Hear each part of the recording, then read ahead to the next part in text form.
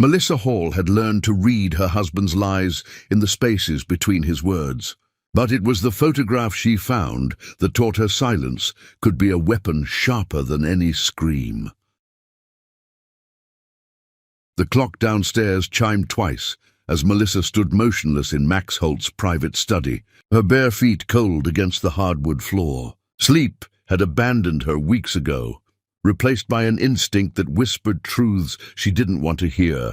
The locked door had mocked her for months, until she'd found the spare key tucked behind a loose brick in the garden wall, placed there carelessly by a man who'd grown confident in his deceptions. The study smelled of leather and expensive cologne. The scent that used to comfort her now turned rancid with suspicion. She told herself she was being paranoid, that successful men kept private spaces, that marriages required trust. But trust was a house built on sand when the foundation kept shifting beneath your feet. The desk drawer opened with a soft click that seemed to echo in the silence. Beneath quarterly reports and legal documents, her fingers found the edge of something glossy. She pulled it free, and her world tilted sideways. The photograph showed Max wrapped around a woman on a yacht, their bodies intertwined with the casual intimacy of lovers who'd forgotten to hide. The woman's head was thrown back in laughter, her hand resting possessively on his chest. Max's expression held something Melissa hadn't seen directed at her in years: genuine joy, unguarded desire, the look of a man who'd found something he'd been searching for. Melissa's hands trembled as she studied the image, memorizing details like evidence for a trial she hadn't known she was preparing for. The woman wore diamonds that caught the sunlight, her beauty the polished kind that came from expensive maintenance. The yacht's name was visible in the background: Jameson Dream. She set the photograph on the desk and pulled out her phone, fingers moving with mechanical precision as she searched the name. The results populated quickly: Kyle Jameson, architect, designer of cultural buildings and private estates. His firm's website showed a man with kind eyes and careful hands, someone who built things meant to last. The charity section featured photographs from fundraising galas, and there she was, Kiki Horton, identified as Kyle Jameson's wife. Her smile bright and empty in every photo. Melissa sat in Max's chair, the leather still holding the impression of his body, and felt something inside her crystallize into diamond hardness. This wasn't a drunken mistake at a conference. This wasn't a moment of weakness. The photograph's metadata showed it was taken months ago. During a weekend, Max claimed he'd been overseas for meetings that couldn't be rescheduled. She thought about the distance that had grown between them, like frost spreading across glass. The way Max had started finding fault with everything she did: her cooking, her clothes, her laughter, her very existence in his space. She'd absorbed his criticism like a sponge, believing his dissatisfaction was something she'd caused, something she could fix if she just tried harder, became smaller, needed less. Now she understood. His withdrawal hadn't been about her failures. It had been about making room for someone else. Melissa photographed the picture with steady hands, then replaced everything exactly as she'd found it. She locked the study door and returned the key to its hiding place. When she slid back into bed beside her husband, his breathing remained deep and undisturbed. He'd never even known she was gone. In the darkness, she studied his profile, this man she'd loved for over a decade and felt absolutely nothing. The grief would come later, she knew. But right now, in this moment, she felt only a cold clarity that burned away every soft edge she'd wrapped around herself to be the wife he wanted. She spent the early morning hours researching. Kiki Horton had been a model before marriage, now devoted her time to charity boards and social climbing. She had 2 sons, a historic home, a life carefully curated for envious admiration. Kyle Jameson's work spoke of integrity: libraries, museums, community centers, buildings designed to serve rather than impress. His interviews revealed a man who believed architecture should honor human connection, who built with permanence in mind. By the time dawn filtered through the bedroom windows, Melissa had made her decision. She wouldn't scream, wouldn't throw the photograph in Max's face, wouldn't give him the satisfaction of her immediate devastation. She would do something far more deliberate, far more devastating. She would introduce Kyle Jameson to his wife's lover. Max stirred beside her, reaching across the bed with the automatic gesture of long habit. Melissa let him pull her close, pressed her cheek against his chest, and felt his heartbeat against her skin like a countdown to an ending he didn't know was coming. "Good morning, beautiful," he murmured, his voice rough with sleep. "Good morning," she replied, her tone perfectly normal, perfectly warm, perfectly false. He kissed the top of her head before rolling away to check his phone, already absorbed in his other life, the one where she didn't exist except as an obstacle to be managed. Melissa watched him scroll through messages, his expression flickering between concentration and something that might have been anticipation. "I was thinking," she said carefully, "about that conservatory I mentioned, the glass studio space for my painting." Max glanced up, clearly trying to remember a conversation he'd barely registered. "Right, yes. You wanted to commission someone?" "Kyle Jameson," Melissa said, letting the name land softly. "His firm specializes in light-focused designs. I reached out last week and he's interested in consulting." "Whatever you want," Max said, his attention already back on his phone. "Just handle it." "I will," Melissa promised. And the words carried weight he was too distracted to hear.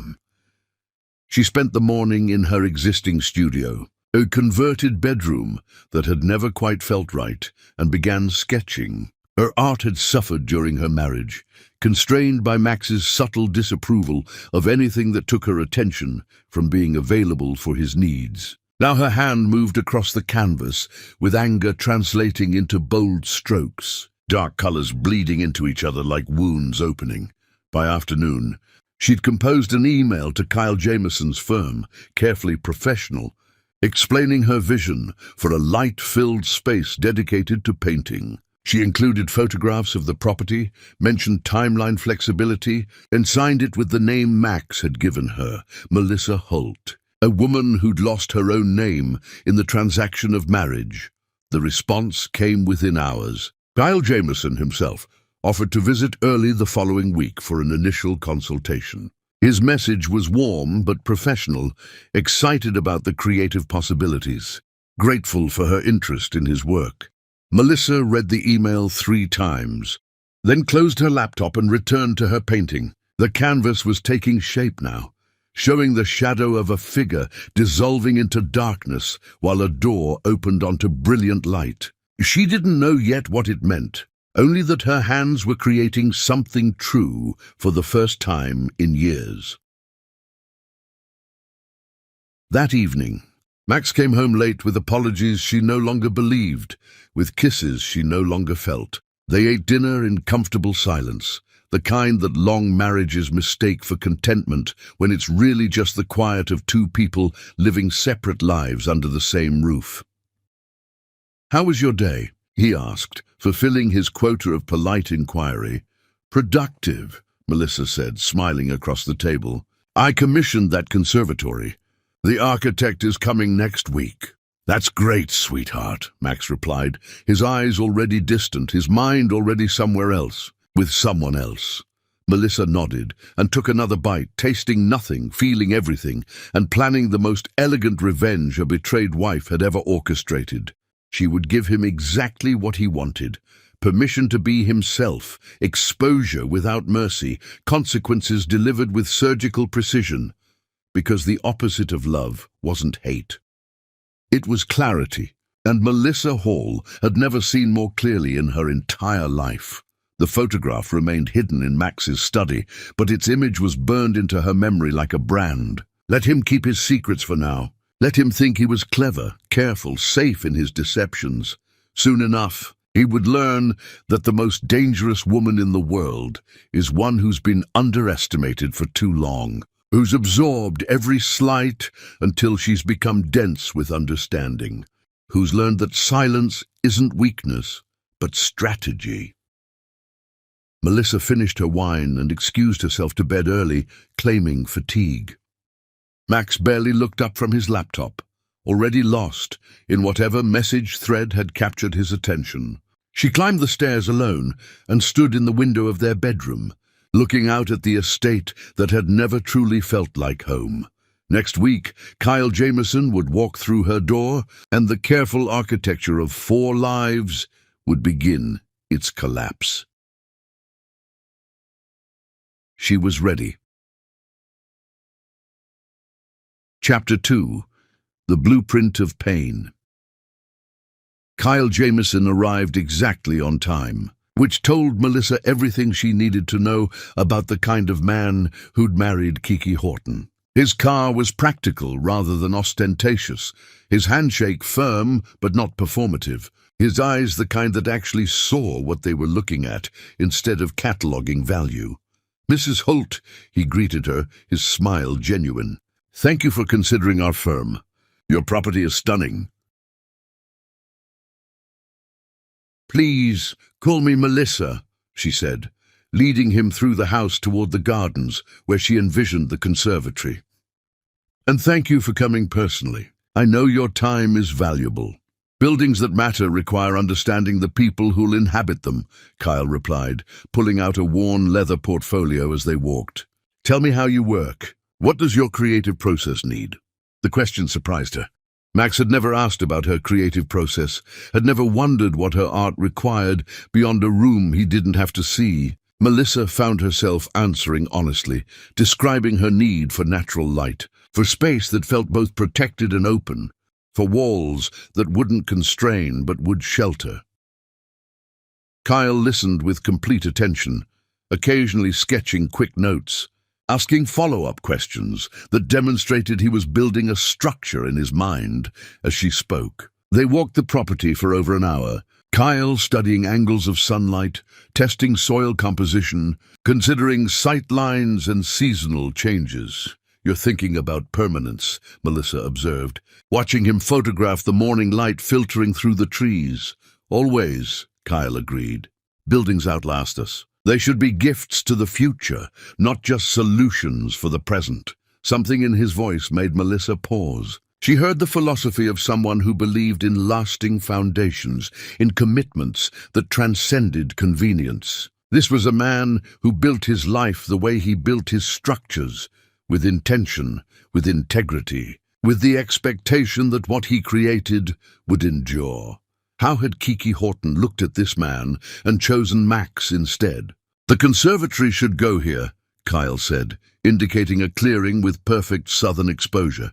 "Glass walls on 3 sides, reinforced steel frame, thermal regulation for year-round use. We can install retractable panels for ventilation, incorporate your existing garden into the design rather than dominating it."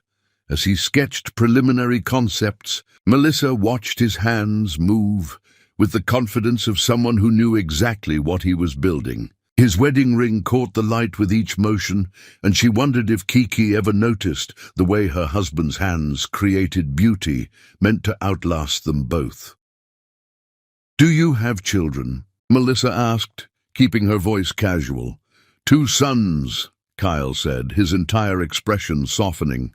"They're the best parts of my life. Everything I build thinking about the world they'll inherit." "That's beautiful," Melissa said, and meant it. "Your wife must be proud of your work." Something flickered across Kyle's face, too quick to name. "Kiki has her own interests. She's very involved in charitable organizations, social advocacy. We each contribute in our own way." The careful neutrality of his response told Melissa volumes. This was a man who'd learned to answer questions about his marriage without actually saying anything true, who'd perfected the art of describing a partnership that existed more on paper than in practice. They spent another hour discussing structural possibilities, material choices, timeline considerations. Kyle's enthusiasm for the project was infectious, his vision transforming her vague desire for studio space into something architecturally significant. He promised to return with detailed proposals, initial renderings, cost estimates. "I really appreciate your time," Melissa said as they walked back toward his car. This feels like the beginning of something important. That's exactly what it should feel like, Kyle replied. Good architecture isn't just about buildings. It's about creating spaces where transformation can happen, where people can become who they're meant to be. After he left, Melissa stood in the clearing where her conservatory would rise and felt the weight of what she was setting in motion. Kyle Jameson was a good man, maybe even a great one. He didn't deserve what was coming. But then again, neither had she deserved Max's betrayal. And Kyle didn't deserve to live in ignorance while his wife destroyed their foundation stone by stone. Over the following weeks, Kyle returned multiple times. Each visit revealed more of who he was, the way he talked about his sons with unguarded affection, his belief that buildings should serve community needs before aesthetic trends, his admission that becoming an architect had been his response to watching beautiful things demolished unnecessarily. "My father raised a historic library when I was young," he told her during one afternoon consultation, his voice carrying old pain. "Said the land was worth more than the building. I watched them destroy something that had served generations so someone could build luxury condos nobody needed. I decided then that I'd spend my life creating instead of destroying, building things that would outlast profit margins." Melissa listened and felt the unfairness of it all settle deeper into her bones. This man, who built with permanence in mind, whose entire philosophy centered on enduring structures, had married a woman currently demolishing their life for momentary pleasure with someone else's husband. Their conversations evolved beyond the conservatory. Kyle asked about her art, studied her existing paintings with genuine interest, offered observations that revealed he understood the language of visual expression. Melissa found herself talking about her creative drought during her marriage, the way criticism had silenced her voice until she'd stopped trying to be heard. "Max doesn't appreciate your work," Kyle asked carefully, sensing the subtext beneath her words. "Max appreciates things that reflect well on him," Melissa replied, then immediately regretted the honesty. "I'm sorry, that was inappropriate." "No," Kyle said quietly. "That was real. And real is underrated in marriage." The admission hung between them, heavy with shared recognition. Here were two people trapped in marriages that had become performances, going through motions that no longer meant anything, staying for reasons that made less sense with each passing day. "Kiki and I," Kyle started, then stopped, shaking his head. "I shouldn't. You're my client." "You should," Melissa said gently. "Sometimes strangers are the only safe place to speak truth." Kyle looked at her for a long moment, deciding, "We've been distant for years. She's always been social, always needed attention I couldn't provide because I was working, building, trying to create the security she wanted. Somewhere along the way, we stopped being partners and became just two people managing a household together. I keep thinking we'll find our way back, but every year we drift further apart." Melissa recognized the same rationalization she'd been feeding herself, the belief that time and effort would repair fractures that were actually fundamental breaks. Kyle was a man who believed in fixing things, in the possibility of restoration. He would try to repair his marriage until the very moment it became undeniably unrepairable. That moment was coming soon. She would make sure of it. "I'm hosting a small gallery event next month," Melissa said, as Kyle prepared to leave after another consultation. "Would you and your wife like to attend? I'd love for you to see the kind of work I'm hoping to create in the new space." Kyle accepted the invitation with enthusiasm, promising to check Kiki's schedule. As he drove away, Melissa felt the pieces sliding into place. The trap was set with invitation instead of accusation, with social pleasantry instead of confrontation. Max came home that evening in a good mood, which meant he'd seen Kiki recently. Melissa recognized the signs now, the slight guilt-induced overcorrection of his behavior, the expensive flowers purchased to assuage conscience, the extra warmth that was really just relief that he'd gotten away with his deception again. "How's the conservatory project?" he asked over dinner, performing interest. Wonderful, Melissa said, meeting his eyes with perfect composure. Kyle Jameson is brilliant. You'll meet him soon. I've invited him and his wife to that gallery exhibition next month. She watched Max's face carefully, saw the micro-expression of panic quickly smoothed away. That's nice, he managed. What's his wife's name again? Kiki, Melissa said, letting the syllables linger. Kiki Jameson. She's very active in charitable circles, apparently. Beautiful woman. I'm sure you'll find her interesting. Max reached for his wine glass, and Melissa saw his hand wasn't quite steady. Good. Let him start imagining scenarios, calculating risks, worrying about variables he couldn't control. I'm sure they're lovely people, Max said neutrally. They are, Melissa agreed. Kyle especially. He's the kind of man who builds things meant to last forever. The kind who believes in permanence and integrity. The kind you don't meet very often anymore. The comparison was subtle, but landed exactly as intended. Max cleared his throat and changed the subject to something safe, something that didn't require him to examine what kind of man he'd become. That night, alone in her studio while Max worked late in his study, or pretended to, Melissa began a new painting. This one showed two houses on opposite sides of a chasm, beautiful and intact, but separated by a void neither could cross. She didn't know yet if it was about her marriage or Kyle's or both. Only that her hands were finally speaking truths her mouth had been trained to swallow. The conservatory designs arrived via email the next day, and they were breathtaking. Kyle had created something that honored her needs, while elevating them into architectural significance. Every detail showed his careful attention, his commitment to creating space that would serve her creativity for decades to come. She approved the designs immediately, confirming the project's launch. The foundation work would begin soon, breaking ground on something new while everything else crumbled. Melissa forwarded the designs to Max with a brief note about the project timeline. His response came hours later, perfunctory approval with barely disguised disinterest. He had no idea he was authorizing the construction of his own undoing, that every beam and panel of glass would become part of the stage where his carefully maintained lies would finally shatter beyond repair. The gallery exhibition was scheduled for late autumn, giving Melissa time to prepare not just the event, but the precise orchestration of revelation.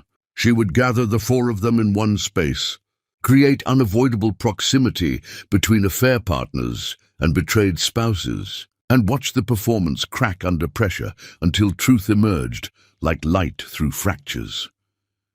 Kyle called that afternoon to thank her for approving the designs, his voice warm with professional satisfaction.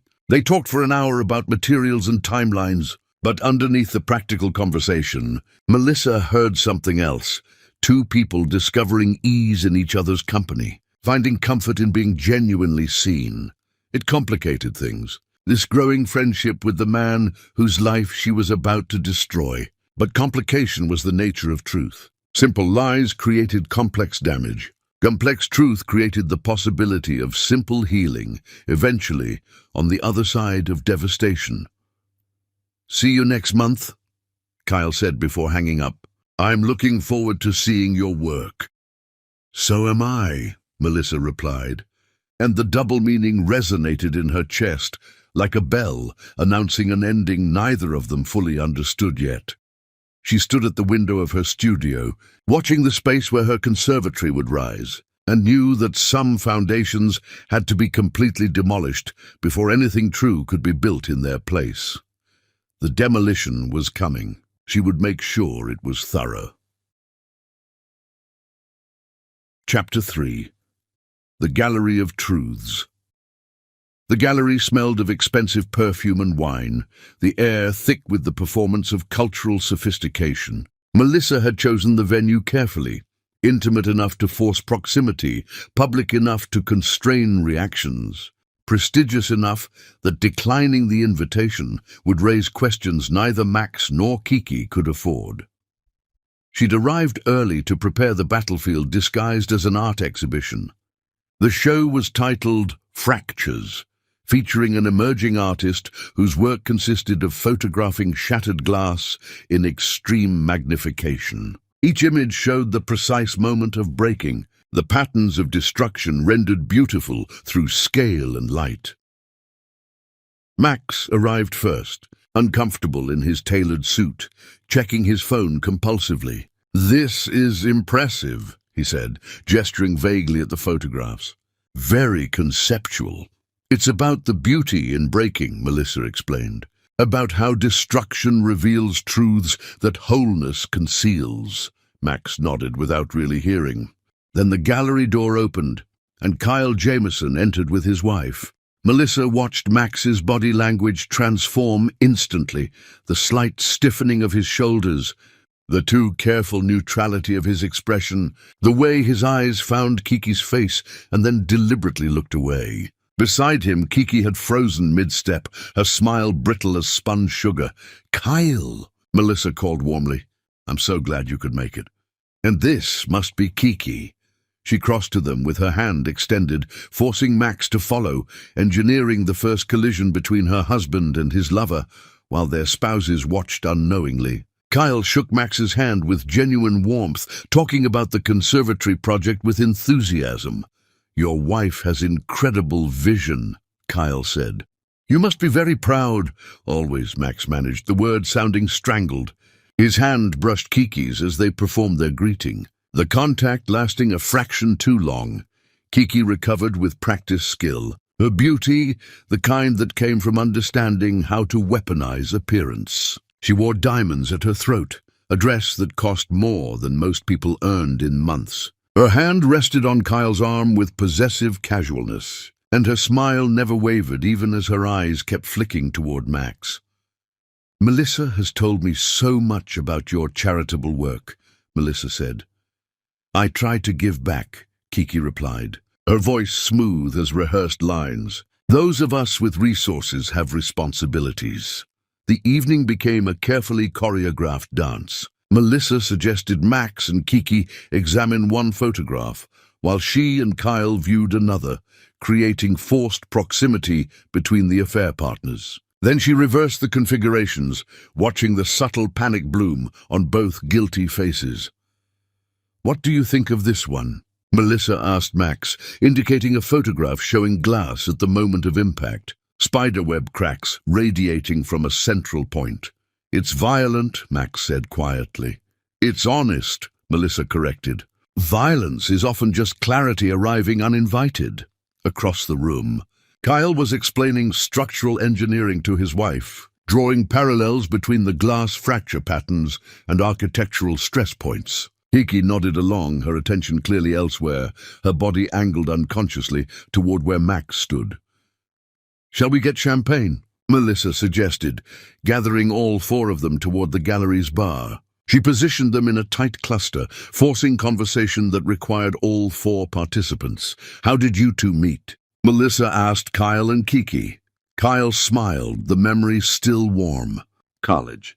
I was studying architecture. She was studying art history. We met in a class about Renaissance design. We both believed buildings should tell stories." "That's romantic," Melissa said. "Do you remember when you knew you'd marry her?" Kyle's expression grew softer. She was looking at plans for the Duomo in Florence, tracing the architectural lines with her finger, like she could feel the builder's intention. She said great architecture was really just love made visible, proof that someone cared enough to create beauty that would outlast them. I proposed a year later. The story landed like a stone in still water. Kiki's face had gone pale, and even Max looked uncomfortable. "That's beautiful," Melissa said quietly. "Love made visible. What a gift to be seen that way. What about you two?" Kiki asked, deflecting. "How did you meet Max?" "Through mutual friends," Melissa replied smoothly. "I was painting. He was building his career. We both wanted something stable, something permanent. Or at least, I thought we did." The addition of that final sentence shifted the atmosphere immediately. Max's jaw tightened, and Melissa saw recognition dawn in Kiki's eyes. "Marriage is complicated," Kiki offered carefully. Only when people complicate it, Melissa replied. Seems to me marriage should be simple. You promise permanence, and then you honor that promise. The complication comes when people say one thing and do another. Kyle nodded agreement, missing the subtext. Integrity and commitment. It's like structural engineering. You can't build on foundations you know are compromised. Everything collapses eventually. Everything collapses eventually, Melissa repeated, looking directly at Max, unless the foundation is reinforced with truth. They moved through the exhibition, Melissa orchestrating their movements like a director staging a play. She guided them to photographs of breaking glass, of fractures propagating through transparent surfaces, of destruction rendered beautiful through artistic interpretation. The artist says these images are about betrayal, Melissa explained, about how we don't see the cracks in our lives until they've spread beyond repair, about how impact happens in an instant, but the breaking takes much longer than we realize. Kyle studied the images with genuine interest. Look at this one. You can see where the initial stress point occurred, but the damage radiated outward in patterns determined by the glass's existing weaknesses. The breaking reveals what was always there, but hidden. Exactly, Melissa agreed. We all have existing weaknesses. The question is whether we address them or wait for them to shatter everything. The evening stretched into hours of increasingly uncomfortable conversation. Max and Kiki maintained their charade with growing desperation, finding excuses to step away. Exchanging glances loaded with meaning Kyle remained oblivious to. Finally, as the gallery prepared to close, Melissa made her move. "This has been wonderful," she said warmly. "We should do it again. Max's family has a lake house upstate. Maybe we could all spend a weekend there. We could finalize the conservatory details, and Kyle, you could see the property where Max proposed." The suggestion landed like a bomb. Max's face went through several emotions before settling on forced enthusiasm. Kiki looked like she might physically flee, but Kyle accepted immediately, already envisioning architectural inspiration. "That sounds perfect," Kyle said. "When were you thinking?" "Soon," Melissa replied, her eyes locked on Max, "while the weather's still good. Maybe next month?" Max had no choice but to agree, trapped by social convention. Kiki managed a weak smile, her hand trembling as she lifted her champagne glass. They parted with promises to coordinate schedules. As Kyle helped his wife into their car, Melissa saw him kiss Kiki's temple with casual affection, saw the way she flinched almost imperceptibly. Max waited until they'd driven away before turning to Melissa, his expression somewhere between fury and panic. "What the hell are you doing?" "Hosting a weekend for new friends," Melissa replied innocently. "Is that a problem?" "You know it's a problem," Max hissed. "You can't possibly think what?" Melissa interrupted, her voice suddenly cold. "That my husband might be uncomfortable spending a weekend with his architect and the architect's wife." "Why would that be uncomfortable, Max? Is there something you need to tell me?" He stared at her, understanding dawning that the dynamics had shifted. "Melissa, the lake house weekend is happening," she said flatly. "You'll attend, you'll be gracious, and you'll deal with whatever discomfort you feel. Consider it practice for all the discomfort I've been dealing with while you destroy our marriage." She walked away, leaving him standing alone in the gallery, surrounded by images of beautiful things breaking into irreparable pieces. The trap was set. The players were committed. Soon the weekend would arrive, and with it, the revelation that would shatter 4 lives with the precision of impact on already compromised glass. Chapter 4. The Lake House Unraveling. The lake house rose from the water's edge, like something from another era, all weathered wood and stone, windows reflecting morning light across water that looked cold, even in late autumn. Melissa had suggested they arrive separately, giving Max no opportunity to negotiate or retreat. No chance for whispered strategies with Kiki during the drive north. Kyle arrived first, his car packed with architectural drawings and a visible enthusiasm that made Melissa's chest ache with preemptive guilt. He emerged with a bottle of wine, and that genuine smile that had no agenda beyond kindness. "This place is incredible," he said, studying the house's construction with professional appreciation. "The stonework alone is probably original to the property. They don't build like this anymore." "Built to last," Melissa agreed, unlocking the door. "Max's grandfather constructed it himself. Said he wanted something that would survive generations, something his children's children would gather in." Kyle nodded, running his hand along the doorframe. "That's the right way to think about home, not as a commodity, but as legacy." Max arrived shortly after, his jaw tight, his greeting strained. He unloaded bags with jerky movements that broadcast tension to anyone paying attention. But Kyle was absorbed in examining the house's structural elements, pointing out details Melissa had never noticed in all her years visiting this place. Kiki was the last to arrive, pulling up in a car too expensive for the rural roads, her sunglasses too large, her expression carefully blank. She emerged moving slowly, like someone approaching an execution they'd been anticipating for weeks.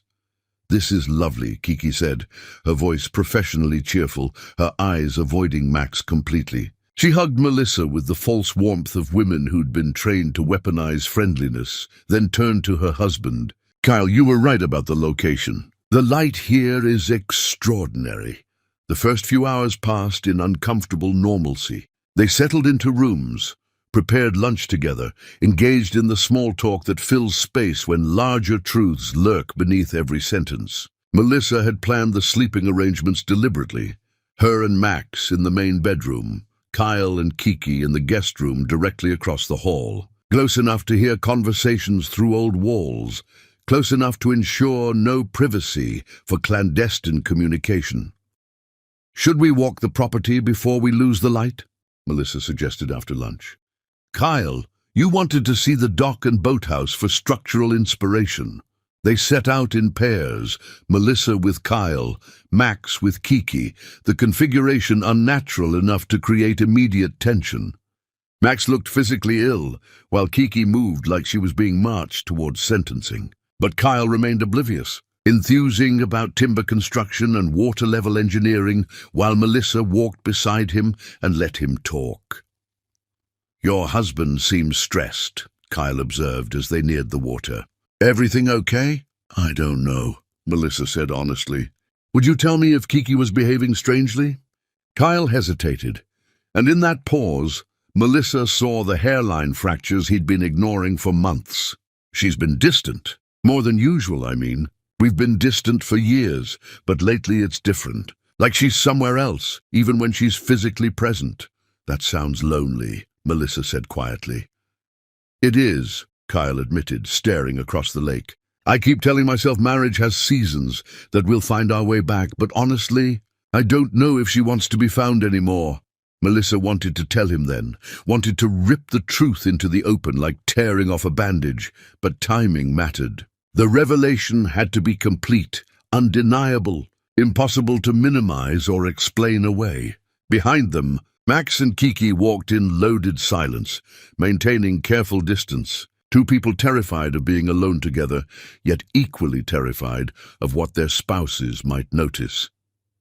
Dinner that evening was excruciating. Melissa had cooked deliberately, forcing them all into the intimacy of shared meal preparation. The kitchen was too small for 4 people, creating constant proximity, unavoidable contact. She watched Max and Kiki orbit each other like magnets, drawn together, then repelling, their chemistry obvious to anyone who knew what to watch for.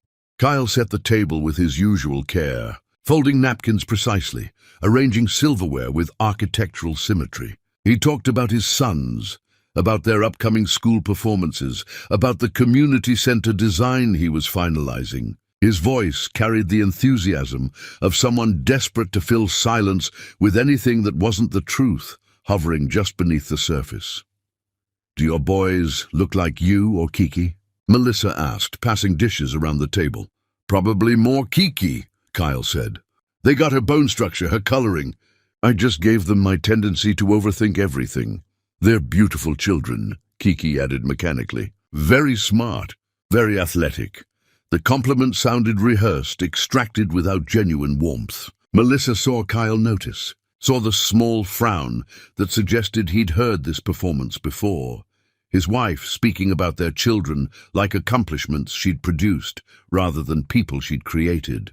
"Max and I never had children," Melissa said, the statement landing deliberately in the conversation's center. "I wanted them," he kept saying later, when things were more stable, when the timing was right. "Eventually I realized the timing would never be right because he didn't want them with me." Max's fork clattered against his plate. "That's not fair, Melissa. We discussed this. We agreed." "You agreed," Melissa interrupted calmly. "I accommodated. There's a difference." The tension ratcheted up several degrees. Kiki shifted uncomfortably, her own guilt about her children suddenly present in the room. Kyle looked between his hosts with growing confusion, sensing currents he couldn't name. After dinner, they moved to the living room with wine, the fireplace casting shadows that made everyone's expressions difficult to read. Melissa had planned this too, the wine to loosen inhibitions, the semi-darkness to create false security, the comfortable furniture that encouraged people to settle in instead of escape. "I want to tell you all a story," Melissa announced, setting her glass down deliberately. "A hypothetical situation, just something I've been thinking about." Max tensed immediately, his entire body going rigid. Kiki's hand trembled as she lifted her wine glass. "Imagine," Melissa continued, her voice conversational, "a woman who discovers her husband is having an affair. Not a drunken mistake, not a momentary weakness, but a calculated, ongoing betrayal with another man's wife." Kyle laughed uncomfortably. "That's dark for fireside stories." "Let me finish," Melissa said gently. "This woman, she doesn't scream or file for divorce immediately. Instead, she decides to do something different. She befriends the other woman's husband, creates a genuine connection with him, brings all four people together in a situation where the truth has to emerge because the proximity makes deception impossible." The silence that followed was absolute. Kyle had stopped smiling, his intelligence finally catching up to the subtext. Max had gone pale as paper. Kiki looked like she might vomit or run or both. "Why would she do that?" Kyle asked slowly, his voice changing texture. "Because," Melissa said, pulling out her phone, "exposure is sometimes the only path to truth, and truth is the only foundation worth rebuilding on." She opened her photo library and handed the phone to Kyle. On the screen was the yacht photograph, Max and Kiki wrapped around each other, undeniably intimate, irrefutably together. Kyle stared at the image for what felt like hours, but was probably only seconds. His face went through a series of transformations: confusion, recognition, comprehension, devastation, fury, before settling into something blank and unreachable. "When?" he asked, his voice barely functional. Kiki started crying immediately, reaching for him. "Kyle, please let me explain." "When?" he repeated louder, pulling away from her touch like it burned. 6 months, Melissa supplied quietly. "At least 6 months. Probably longer." Kyle turned to Max, still holding the phone displaying his wife's betrayal. "You came to my office. You looked at photographs of my sons. You smiled while discussing the conservatory I'm building for your wife. You shook my hand." Max stood, hands raised placatingly. "Listen, Kyle, it's not what you think." "Not what I think." Kyle's voice rose, months of ignored instinct crystallizing into rage. "You're holding my wife in this photograph. You're on a yacht I could never afford during a weekend. She told me she was at a spa retreat. What part am I misunderstanding?" "It was a mistake," Kiki sobbed. "It meant nothing. It's already over, I swear." "Don't," Kyle said, the single word cutting through her protests. "Don't insult me further by lying to my face right now. I want the truth. All of it. How long? How many times? Did you ever actually love me, or was I just convenient?" The questions poured out of him, each one an indictment. And Melissa watched a good man break in real time, watched 15 years of marriage disintegrate under the weight of questions that should never have needed asking. 2 years, Kiki finally admitted, her voice cracking. It's been 2 years. I'm sorry, I'm so sorry, I never meant to hurt you. 2 years, Kyle repeated, the number seeming to hollow him out from the inside. Our younger son's heart condition, when he was in the hospital last year, and I thought I was losing my mind with fear. Were you with Max then? When I needed you, when our child needed you, were you with him? Kiki's silence was answer enough. Kyle made a sound like he'd been punched, standing abruptly, backing away from all of them. I need to leave, he said, his voice distant, mechanical. I need to not be in this room anymore. He walked out, the door closing behind him with controlled care rather than a slam, which somehow made it worse. They heard his car start, heard him drive away into the darkness, leaving 3 people sitting in the wreckage of what Melissa had detonated. Kiki turned on Melissa with sudden viciousness. You did this. You planned this whole thing. You're a monster. I'm a wife who was tired of being lied to, Melissa replied evenly. You want to call me names because I revealed truths you were happy to hide. Fine, but own your choices, Kiki. Own what you did. I didn't create your affair. I just refused to let you hide it anymore. Max found his voice, finally, standing between the 2 women. Melissa, we need to talk privately. No, Melissa said, standing as well. We don't. Everything that needed saying has been said. You betrayed me. Repeatedly, deliberately. You made me feel like I was failing as a wife, when really you were just making room for someone else. And now it's over. We're done, Max. The marriage ends tonight. You can't just— I absolutely can, Melissa interrupted. I've already retained an attorney. The papers will be filed this week. You'll hear from my lawyer about asset division, but honestly, keep it all. Keep this house, keep the money, keep whatever you bought with your lies. I don't want anything that carries your touch anymore. She walked out then, leaving Max and Kiki to face each other across the ruins of what they'd destroyed. 2 marriages, 2 families, 2 people who'd built their lives on the foundations they'd helped demolish. Melissa drove into the darkness after Kyle, following her instincts about where a hurt man might go. She found him sitting on the public boat dock, staring at water that reflected no light, his shoulders curved inward like he was trying to protect something that had already been destroyed. I'm sorry, Melissa said, sitting beside him carefully. I know that doesn't help, but I'm sorry you had to find out this way.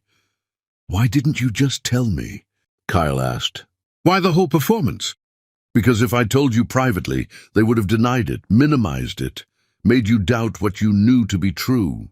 This way, there's no ambiguity, no room for them to gaslight you into believing you misunderstood. The truth is undeniable.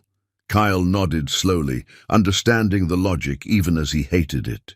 2 years? I've been living a lie for 2 years while thinking we were just going through a rough patch. I'm an idiot.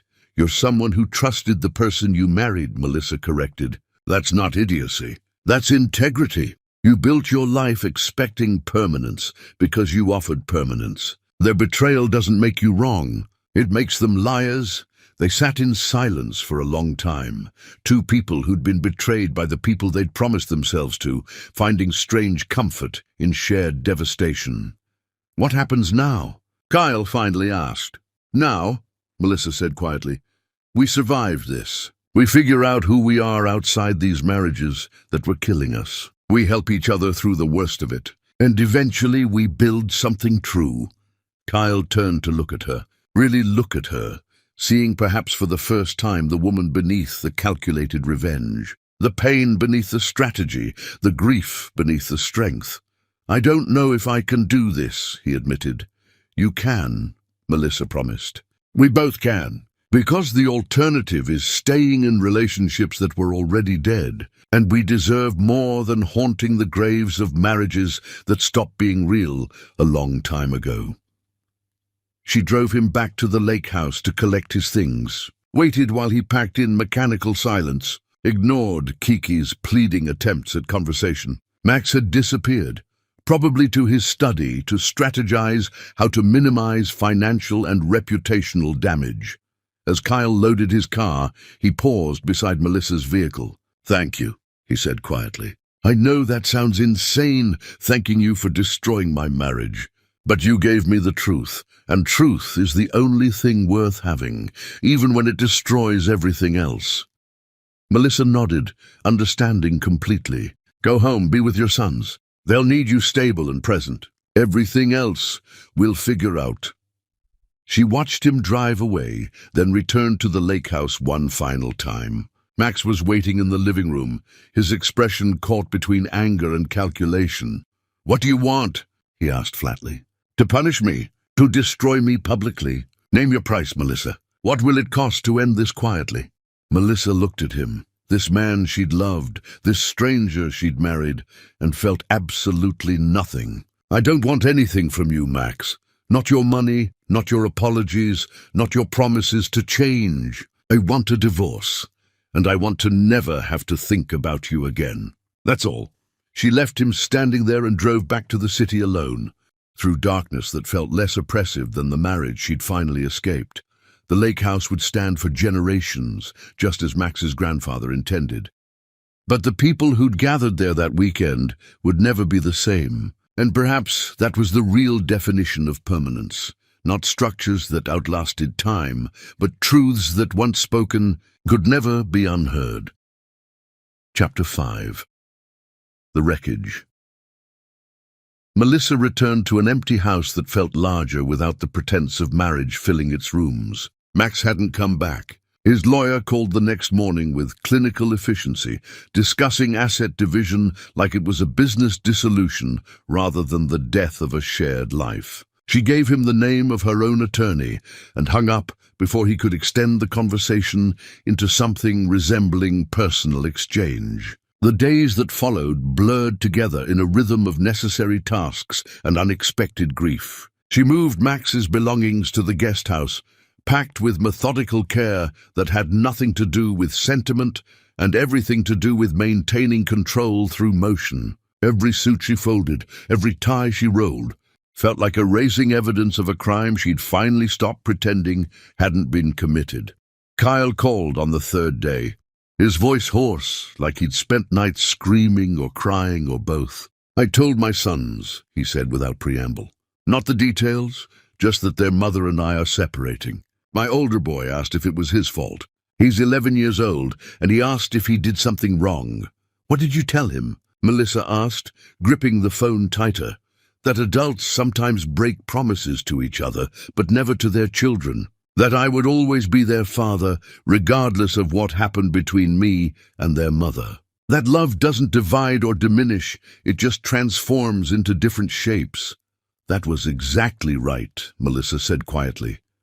"It feels like lying," Kyle admitted, "because right now I don't feel capable of loving anyone. I feel carved out, like someone reached inside and removed everything vital and left just the mechanics of existing." Melissa understood completely.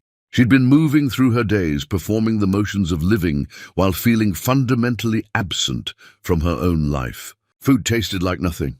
Sleep came in fragments, interrupted by waking gasps as her body remembered betrayal her mind had temporarily forgotten. Art felt impossible, her studio a space she couldn't enter without feeling Max's absence, like a phantom limb. "Want to have coffee?" she asked impulsively. Misery might enjoy company. They met at a cafe far from their neighborhoods, somewhere anonymous where no one knew them or their stories. Kyle looked hollowed out, shadows beneath his eyes speaking of sleepless nights. His clothes hanging slightly loose like he'd forgotten eating was necessary. "Kiki moved back in with her parents temporarily," he told Melissa, as they sat with untouched coffee between them. "She said she needed space to think, which is rich, considering she spent 2 years not thinking about consequences. Her mother called me, asked what I did to drive Kiki to someone else. People always blame the betrayed," Melissa observed. "It's easier than acknowledging that some people just choose to hurt the ones who trust them." "Max's friends have been calling," Kyle said. "Apparently he's been telling people you had an affair with me. That you seduced me to get back at him for some imagined slight. He's rewriting history in real time, making himself the victim of a vindictive wife instead of an unfaithful husband." Melissa laughed, a bitter sound that had nothing to do with humor. "Of course he is. That's what people like them do. Reframe their choices as reactions to others' failures. We drove them to it by being insufficient somehow."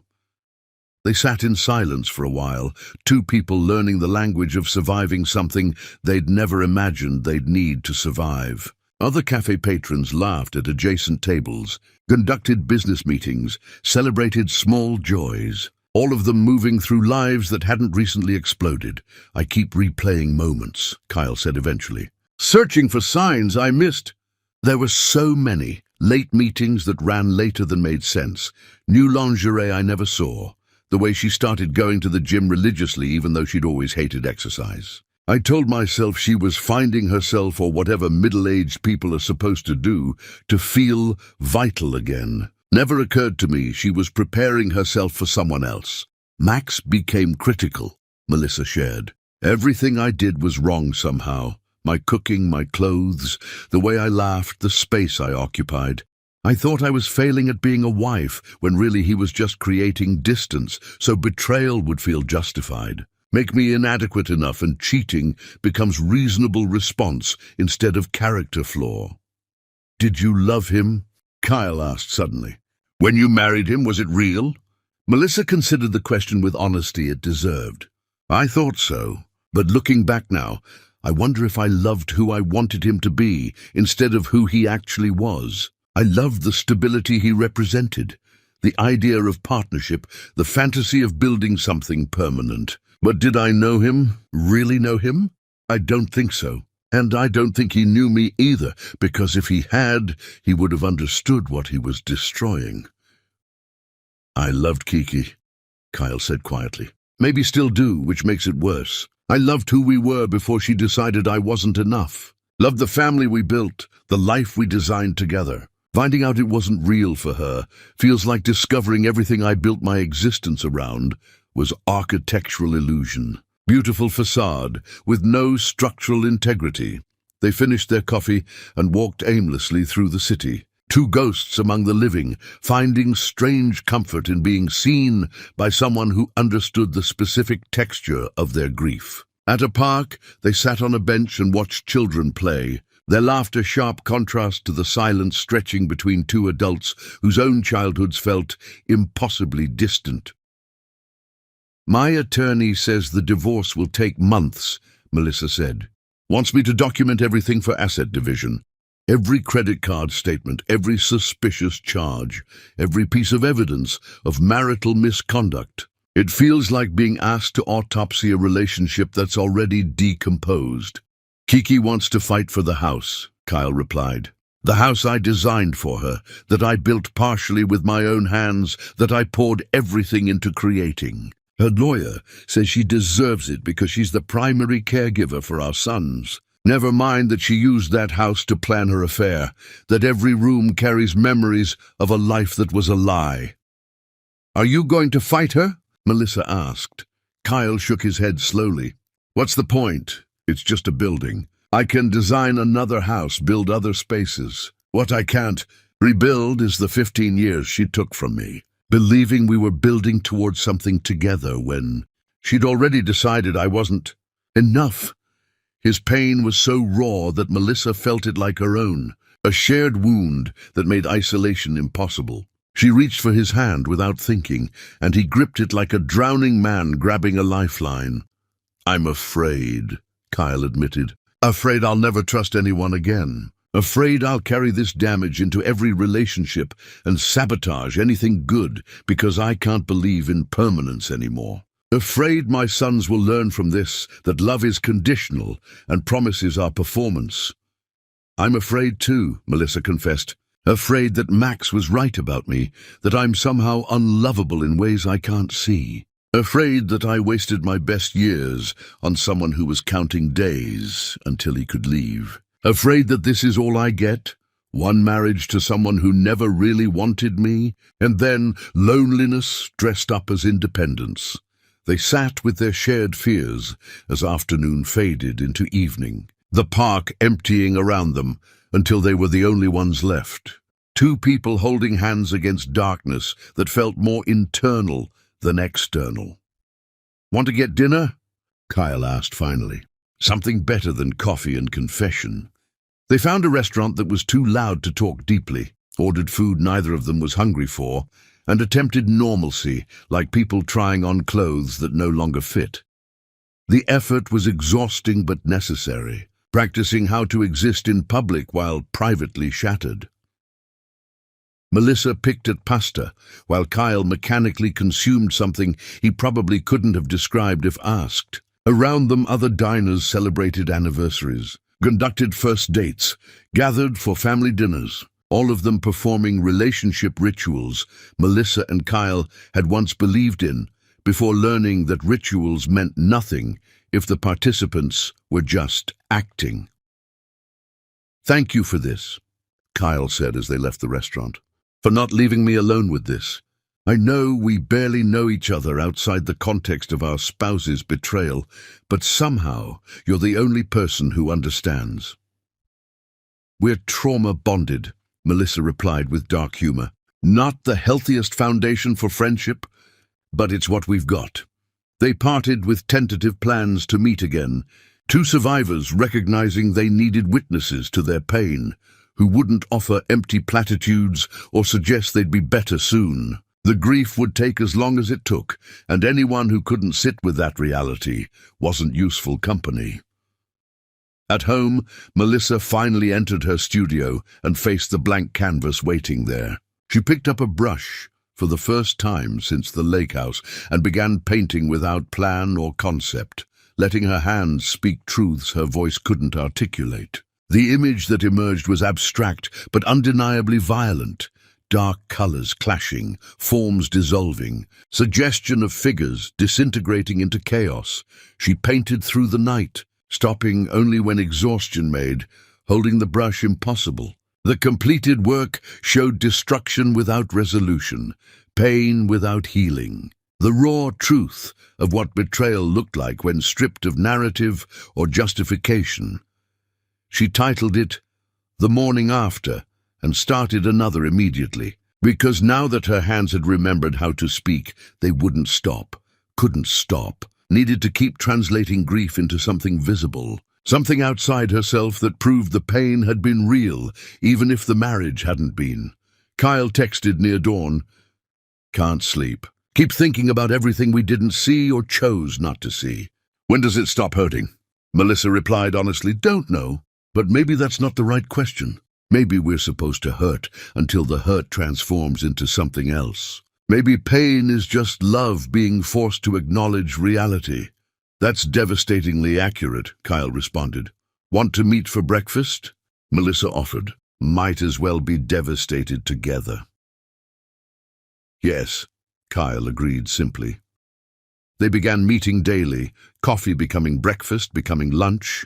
Hours spent processing their respective divorces and the shared earthquake that had fractured 4 lives. People who saw them together probably assumed they were a couple. But the reality was more complicated. They were two people learning to exist outside marriages that had been killing them slowly, finding survival in witnessed grief. Kyle told her about his son's questions, his younger one asking if Daddy still loved Mommy, even though they couldn't live together anymore. He told her about explaining adult concepts to children who shouldn't need to understand betrayal, who should be protected from the knowledge that people who promise forever sometimes mean until convenient. Melissa shared the calls from mutual friends asking what happened.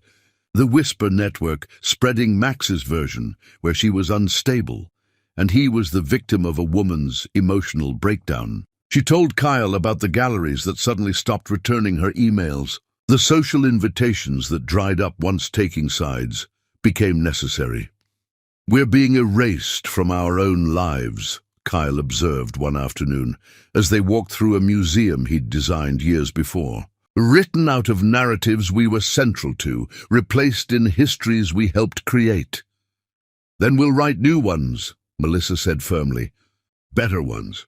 True ones, where we're not supporting characters in other people's stories, but the protagonists of our own. Kyle stopped walking and looked at her with something approaching hope. You really believe that's possible? I have to, Melissa replied, because the alternative is accepting that betrayal gets to define us forever. And I refuse to give them that power. They stood in the museum's central atrium, light pouring through the skylight Kyle had designed to honor natural illumination, and made an unspoken pact. They would survive this, would help each other through the wreckage, would eventually build lives that mattered precisely because they'd been forced to rebuild from absolute destruction. It wouldn't be easy.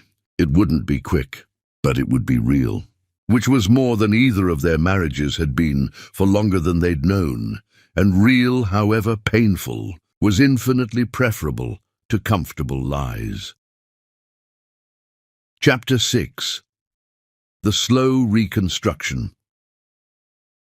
Winter arrived with the particular brutality that turns familiar landscapes strange. Melissa watched snow accumulate on the conservatory's exposed foundation, Kyle's design now frozen in mid-construction, waiting for spring to resume becoming what it was meant to be. The metaphor wasn't lost on her.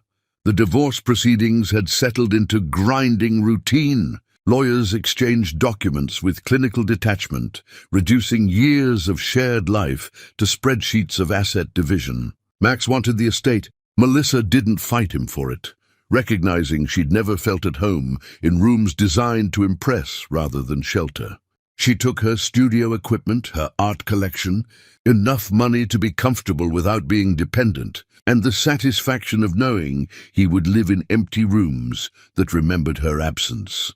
Kyle's divorce proved more complicated. Kiki fought for primary custody despite her own infidelity, her lawyers arguing that the boys needed stability and continuity, code for punishing Kyle by using his children as weapons. The legal battles drained him financially and emotionally. Each hearing another excavation of failures neither side could claim moral superiority over. Her attorney asked me why I couldn't satisfy my wife, Kyle told Melissa, after a particularly brutal deposition. Asked if my focus on work constituted abandonment. Asked if perhaps I'd driven her to seek affection elsewhere through my emotional unavailability. They're trying to make you responsible for her choices, Melissa said, fury building on his behalf, reframing betrayal as reasonable response to your inadequacy. Maybe they're not wrong, Kyle replied, exhaustion making him vulnerable to doubt. Maybe I was absent. Maybe I did fail to see what she needed.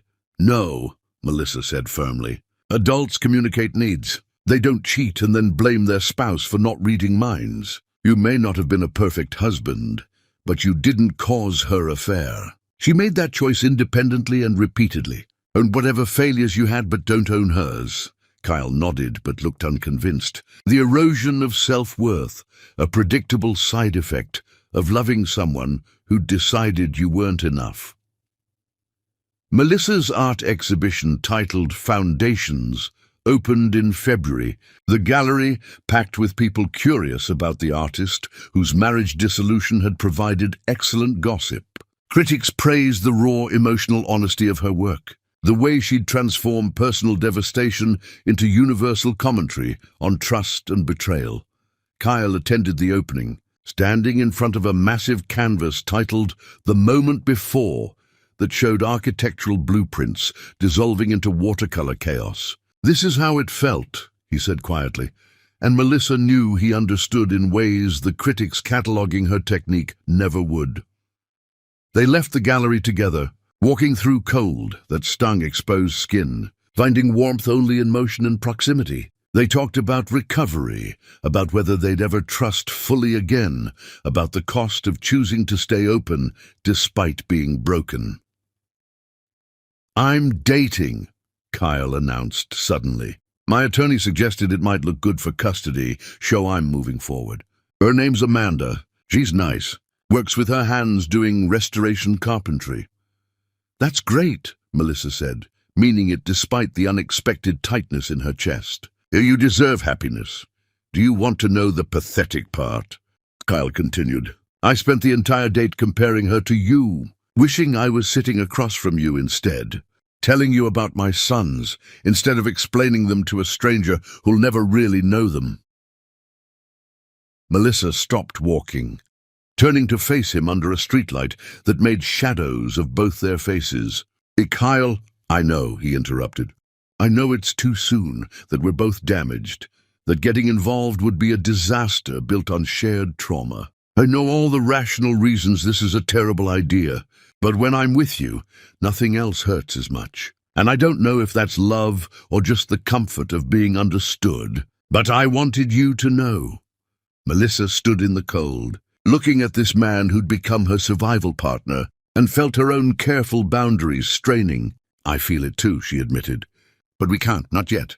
Maybe not ever. We need to survive our divorces before we can even think about whatever this is. Kyle nodded, accepting the logic even as disappointment crossed his features. You're right. I just needed to say it out loud. To stop pretending. They walked the rest of the way to Melissa's new apartment, smaller than the estate, filled with her paintings and natural light. Space that was entirely hers, in silence that carried weight of words unspoken. Spring arrived slowly, winter reluctant to release its grip. The conservatory construction resumed, Kyle overseeing the work despite the personal discomfort of building something for Melissa he couldn't claim any part of beyond professional. They maintained careful boundaries, meeting only for project updates, avoiding topics that might stray into territory neither was ready to explore. But professional distance became impossible to maintain. One afternoon, discussing material choices in the half-finished structure, their hands touched while examining samples and neither pulled away. They stood frozen in the moment, months of careful control, threatening to collapse under the weight of proximity and longing. We should talk about this, Kyle said, his voice unsteady. If we talk about it, we'll do something stupid, Melissa replied. And I can't survive being broken again so soon, after barely surviving being broken the first time. What if it's not stupid? Kyle asked. What if it's real? How would we know? Melissa countered. How do we separate genuine connection from the fact that we're the only people who truly understand each other's specific pain? Maybe we're just using each other as emotional crutches while learning to walk again. Kyle stepped back, processing her words. You're right. We need time to heal separately before we can be anything together. They agreed to minimal contact to let the contractors finish the conservatory while they each focused on rebuilding individual lives. The separation was necessary but excruciating, like learning to walk after injury when every step reminded you of what you'd lost. Melissa threw herself into art, creating a series, exploring isolation and independence. She dated occasionally, coffee with a gallery owner who bored her within minutes, dinner with an art collector whose interest felt transactional. None of them made her feel less alone. Kyle called one evening, his voice tight with barely controlled emotion. I need to tell you something. What happened? Melissa asked, immediately alert. The custody evaluation came back. The psychologist noted concerns about Kiki's emotional stability, her tendency to prioritize image over substance. They're recommending equal custody, true 50-50 split. I'm going to have my sons half the time instead of every other weekend. Kyle, that's wonderful, Melissa said, genuine joy flooding through her. It is, Kyle agreed. But the evaluator also asked about you. Wanted to know about our relationship, whether you're a stabilizing influence or complicating factor. And I realized while answering that I couldn't describe what you are to me in any terms that made sense. What did you tell them? Melissa asked quietly. The truth, that you're the person who showed me I was being betrayed, but also showed me I could survive being betrayed. That you're someone I trust in ways I didn't know were still possible after Kiki. That I'm falling in love with you, even though I know I shouldn't be. even though the timing is catastrophic, even though we're both too damaged to handle what that means. Melissa closed her eyes, hearing her own feelings articulated in Kyle's voice. "You told the custody evaluator you're in love with me?" "No," Kyle said. "I told them you were a friend providing support during a difficult transition. But I'm telling you the truth now, because keeping it inside is killing me. I love you, Melissa. Not because you saved me or because we survived something together, but because of who you are when we're together. The way you see the world, the way you refuse to let betrayal make you smaller, the way you laugh at dark humor that should probably horrify you." "Kyle," Melissa started, her voice breaking. "You don't have to say anything back," Kyle interrupted. "I just needed you to know, needed to stop pretending this is just friendship or shared trauma. You've become essential to me in ways that have nothing to do with our ex-spouses and everything to do with who we are together." Melissa sat in her apartment, phone pressed to her ear, tears streaming down her face because someone had finally seen her, really seen her, and loved what they found. "I love you too," she whispered. "And that terrifies me more than betrayal ever did, because I trusted Max, and look what happened. How do I trust this?" "Trust you?" "Trust myself to recognize real love instead of fantasy." "You don't," Kyle said simply. "You can't. Trust isn't something we're capable of right now. But maybe we can start with honesty, with showing up consistently, with building something slowly instead of falling into it desperately." "What does that look like?" Melissa asked. "I don't know," Kyle admitted, "but I know I want to find out. With you, if you're willing." Melissa thought about safety, about protecting herself from further damage, about all the rational reasons this was premature and potentially destructive. Then she thought about Kyle's hands, building beauty meant to last, about his honesty when dishonesty would have been easier, about the way he made her feel seen in ways Max never had. "I'm willing," she said finally, "but slowly, carefully, with both of us committed to complete honesty, even when it's uncomfortable." "Especially when it's uncomfortable," Kyle agreed. They started dating, though dating felt inadequate to describe what they were building. They had dinners where they discussed their divorces without romance, saw movies that made them cry or laugh without needing to hide either response, took long walks where silence felt comfortable instead of loaded. Kyle's sons met Melissa during a supervised introduction. Both boys wary but curious about the woman their father talked about. She didn't try to mother them, didn't compete with Kiki, just showed up as herself, an artist who liked the same video games they did, who could explain color theory in ways that made sense, who treated them like people rather than obligations. "You're different than Mom," Kyle's older son observed during their third meeting. "How so?" Melissa asked carefully. "You laugh more. And you look at Dad like you actually like him, instead of being stuck with him." The observation was devastating in its childlike clarity. Melissa met Kyle's eyes across the room and saw the same pain she felt. These children had been watching their mother's disinterest for years, learning that marriage was performance rather than partnership. "I do like your dad," Melissa said honestly. "Very much. But I'm not trying to replace your mom." "You already have a mom. I'm just someone who cares about you because I care about your dad." The boy nodded, seemingly satisfied with the honesty. His younger brother, less verbal but equally perceptive, simply took Melissa's hand and showed her his latest drawing, a house with too many windows, rooms filled with light, people inside who looked happy. "This is beautiful," Melissa said, studying the child's work. "Will you tell me about it?" "It's my new house," he explained. "The one I want Dad to build when we're all done being sad. It has space for everyone and light in all the rooms, so nobody has to hide." Melissa felt her chest constrict, recognizing in this 8-year-old's drawing the same desire for transparency she'd been chasing, the need for lives lived in light instead of shadow, for relationships that didn't require hiding. "Your dad should definitely build this," she agreed. "It's perfect."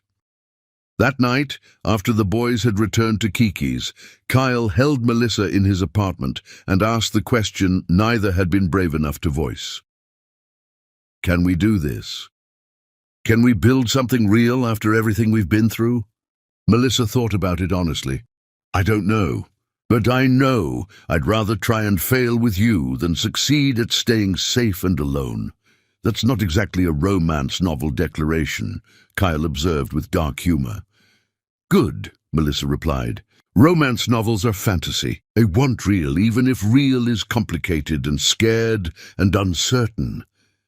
Kyle kissed her then, and it felt nothing like kissing Max had felt, not performative or strategic, just honest connection between two people who'd learned the hard way that anything worth building required foundation of truth rather than fantasy.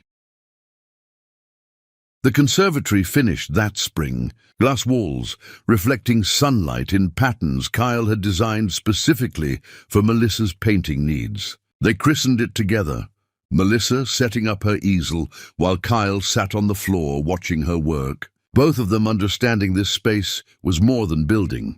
It was proof that destruction could lead to creation, that endings could become beginnings if you were brave enough to build on truth instead of ruins. What are you working on? Kyle asked as Melissa's brush moved across fresh canvas. I don't know yet, Melissa admitted. Something about light after darkness, about how we learn to see clearly only after illusions shatter, about two people finding each other in wreckage and building something that survives. That's a lot for one painting, Kyle observed. Then I'll make it a series, Melissa replied, smiling despite everything, because Kyle was here and she was creating again, and the conservatory's light made everything visible, which was terrifying and healing in exactly the measures she needed. They built their relationship in that space, slowly, carefully, with the kind of attention Kyle brought to architecture and Melissa brought to art. It wasn't easy. Damage doesn't heal neatly, but it was real, and real had become the only thing either of them valued anymore. Some foundations had to be completely destroyed before anything true could be built in their place. They'd both learned that truth. Now they were learning whether they could build on it together. Chapter 7. The Custody War. The morning Kyle was scheduled for his custody hearing, Melissa woke to find him sitting at her kitchen table, untouched coffee cold in front of him, staring at nothing. She'd learned to recognize this particular emptiness, the look of someone bracing for impact they couldn't avoid. Talk to me, Melissa said, sitting across from him, not touching but present. What if they take my sons? Kyle asked, his voice hollow. What if the judge believes Kiki's lawyers that I'm unstable, that you're a destabilizing influence, that my children would be better off with her as primary custodian despite everything she's done? Then we'll appeal, Melissa said firmly. We'll fight until there's nothing left to fight with. Your sons love you. The evaluator's report supports equal custody. You've done everything right. Have I? Kyle countered. I'm in a relationship with the woman who orchestrated my wife's exposure. Kiki's attorneys are painting you as a homewrecker despite the timeline proving otherwise. They're making this about you instead of about her affair. And it's working because people always blame the person who revealed truth instead of the people who created lies. Melissa felt the familiar shame flood through her, the guilt she'd been carrying since the lake house. I'll testify. I'll explain exactly what happened, why I did it that way. I'll make them understand. No, Kyle interrupted. That's exactly what they want. You on the stand, having to defend revealing an affair, giving them the opportunity to paint you as calculating and vindictive. We can't give them that ammunition. The hearing was scheduled for mid-morning. Kyle's lawyer was competent but overwhelmed, facing Kiki's team of aggressive attorneys funded by her wealthy parents who viewed their daughter's custody battle as reputational warfare. They'd subpoenaed everything. Emails between Kyle and Melissa from the months following the lake house, text messages offering emotional support, photographs of them together at restaurants and galleries.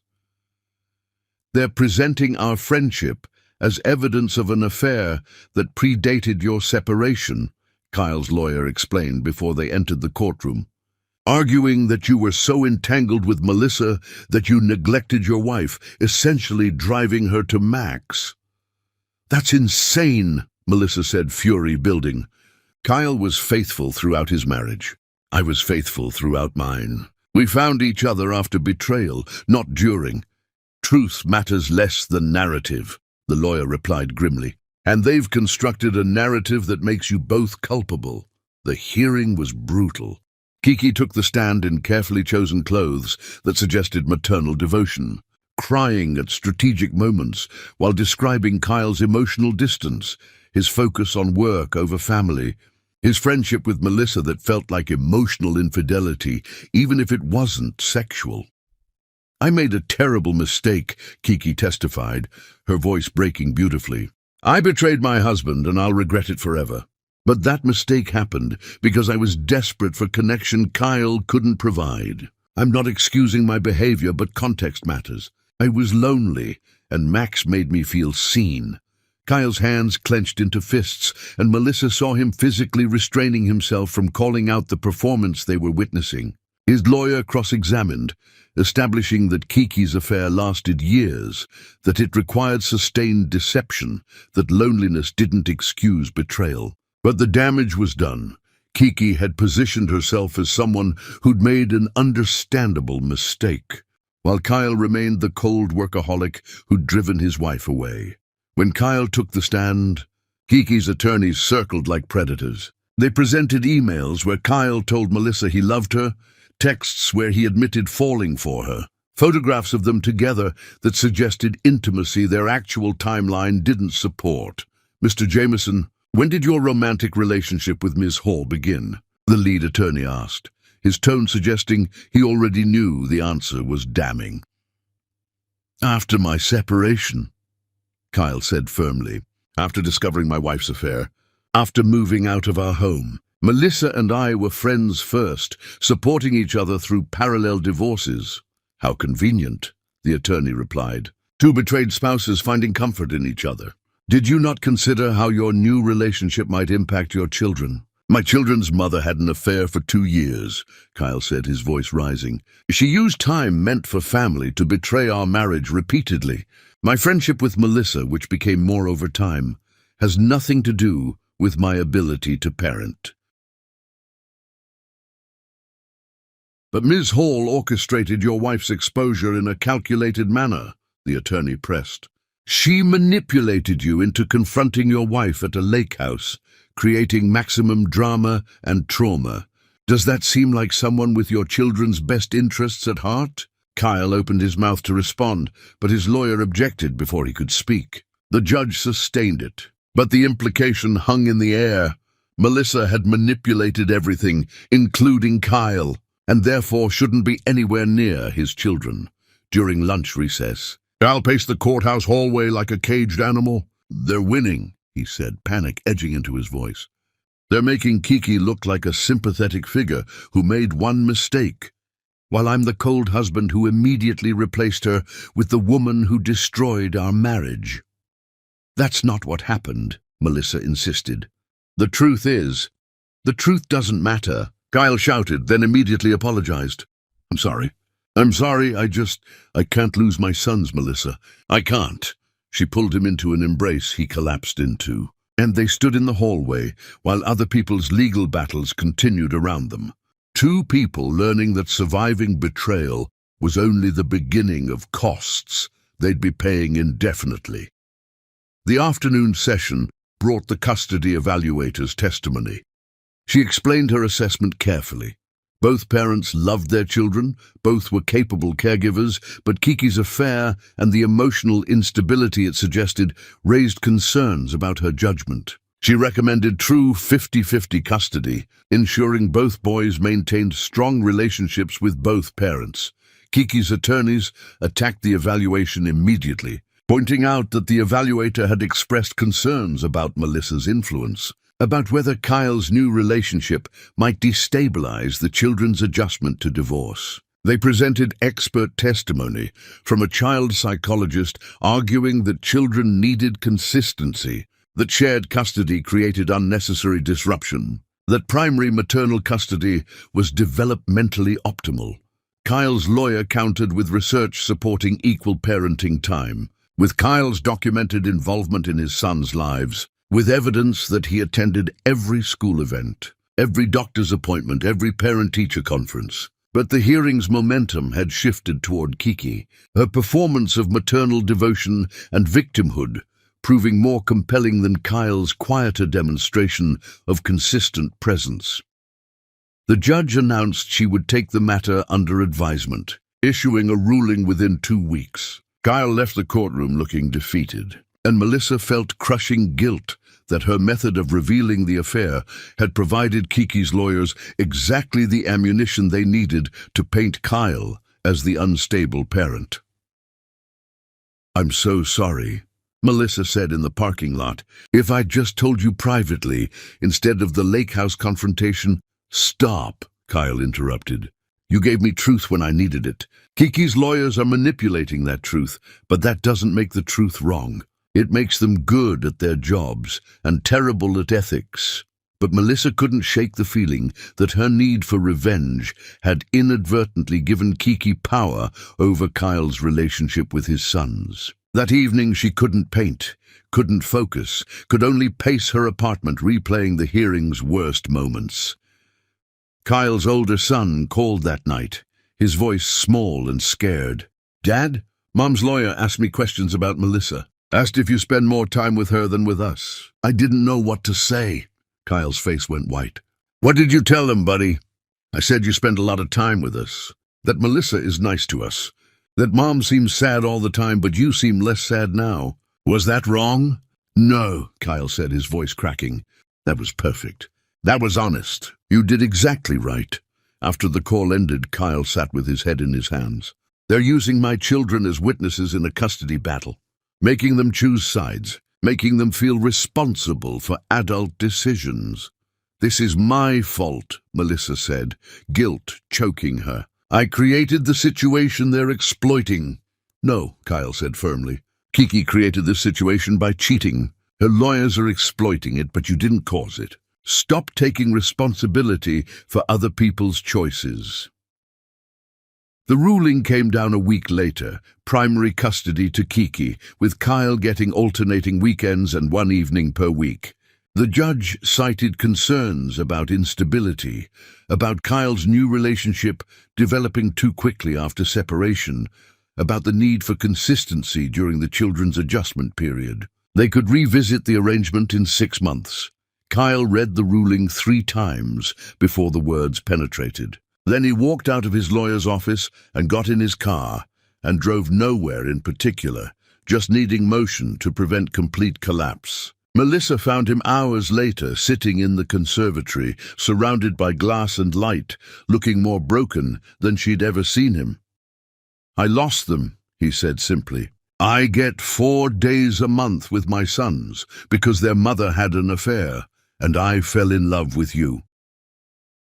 The accusation wasn't intentional, but Melissa felt it land anyway. "Kyle, I'm sorry," he said immediately. "That's not fair. This isn't your fault. It's the system's fault. It's Kiki's lawyer's fault. It's the judge's fault for believing performance over substance. It's not your fault."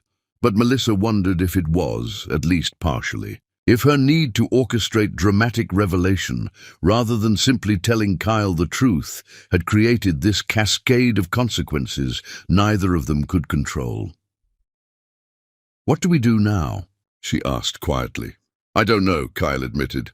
"I want to fight, but fighting means more lawyers and more money I don't have and more trauma for my sons. I want to walk away from you to prove I'm putting them first, but that feels like letting Kiki win, letting her betrayal dictate my entire life. I'm trapped between choices that all hurt people I love." They sat in the conservatory as afternoon faded to evening. 2 people learning that surviving betrayal was simple compared to surviving the aftermath of surviving. The way consequences rippled outward indefinitely, touching everything, destroying what hadn't already been destroyed. I'll step back, Melissa offered. If being with me is costing you your children, I'll step back. We can wait until the custody arrangement is reassessed, until the situation stabilizes. No, Kyle said. If I let fear of what Kiki might do control my life, I'm just trading one prison for another. I love you. I love my sons. Those loves don't negate each other. I refuse to accept that being happy with you means failing as a father. But the judge made a decision based on incomplete information and legal manipulation. Kyle interrupted. That decision stands for now, but it doesn't define reality. Reality is that I'm a good father, you're a good person, and we deserve happiness even if it's complicated and scary and apparently legally disadvantageous.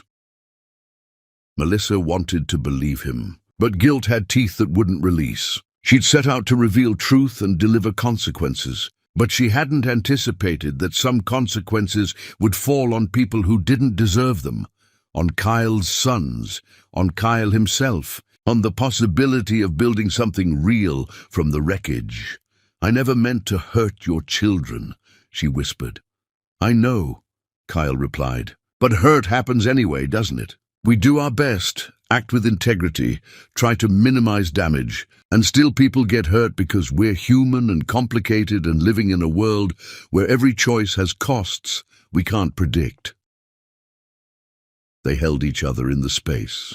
Kyle had built for Melissa's creativity, surrounded by glass that revealed everything, no shadows to hide in, and tried to find comfort in honesty, even when honesty offered no answers.